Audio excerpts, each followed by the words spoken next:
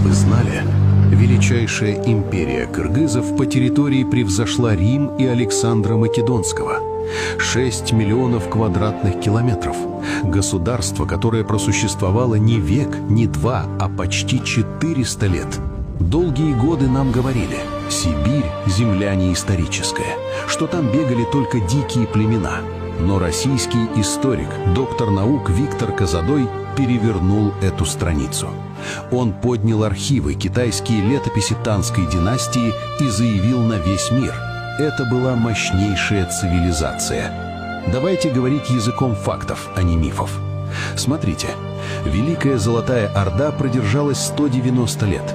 Империя Чингисхана начала распадаться через 60 лет после его смерти, а кыргызский каганат сохранял независимость 387 лет, почти 4 века.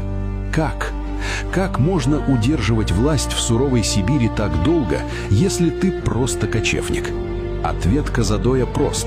Это была высокоразвитая государственная машина. На пике великодержавия 6 миллионов квадратных километров. Армия – 100 тысяч штыков. Из них 30 тысяч – тяжелая латная кавалерия. Это средневековые танки. Их оружие, знаменитую кыргызскую сталь, закупал даже Китай. Нам годами внушали комплекс неполноценности, мол, кыргызы просто пасли скот. Но Козадой ломает этот миф фактами.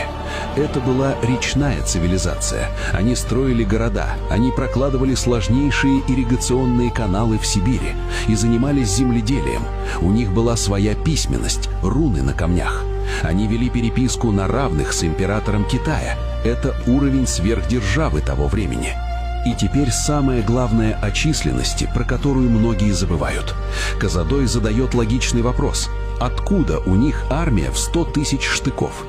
Чтобы выставить 100 тысяч воинов, из которых 30 тысяч – это элитная тяжелая конница, средневековые танки, население должно быть огромным. Это не маленькое племя, это миллионы людей, мощная экономика и цивилизация. Виктор Иванович Козадой – это русский ученый из Новосибирска. У него нет никакой выгоды приукрашивать историю кыргызов. Он человек науки. Он опирается на сухие факты и археологию. И знаете, что он говорит? Кыргызы, у вас настолько великая история, что вам не нужно ничего придумывать. Вам не нужно сочинять сказки, как это делают другие народы, воруя чужое прошлое. Ваша реальная история, она уже богаче любых мифов. Просто изучите ее. Этот человек совершил настоящий научный подвиг для нашего народа. Он вернул